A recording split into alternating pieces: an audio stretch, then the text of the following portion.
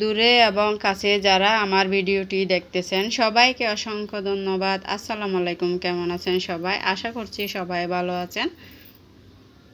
আজকে আমি হালিম রান্না করব, তার জন্য গরম পানিতে 2 প্যাকেট হালিমের ডাল ভিজতে দিয়ে দিলাম। তারপর চলে যাব রান্নাঘরে।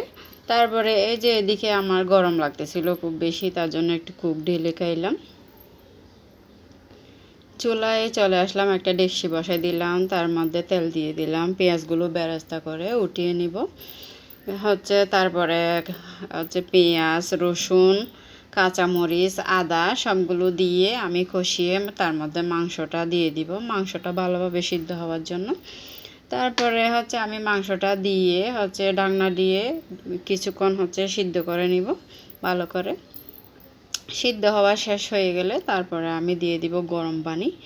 গরম পানি দিয়ে বেশ কিছুক্ষণ নাড়িয়ে ছাড়িয়ে একদম হালিমটাকে ঘন করে নিব। তারপরে মাঝখানে কিছুটা শুকনো মরিচ আমি মচমচে করে তেলে ভেজে নিছি, যেটাকে আমরা চিলি ফ্লেক্স বলি। এদিকে আমি 4টা ডিম সিদ্ধ করে চিলে নিছি হালিমের জন্য। এই যে আমার হালিম রান্না প্রায় শেষের দিকে।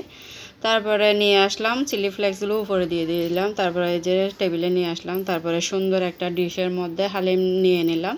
তারপরে গ্র্যান্ড করে 2টা ডিম দিয়ে দিলাম উপর থেকে। তারপরে সুন্দর করে এই যে পেঁয়াজ বেরেস্তা দিয়ে দিলাম বেশি করে।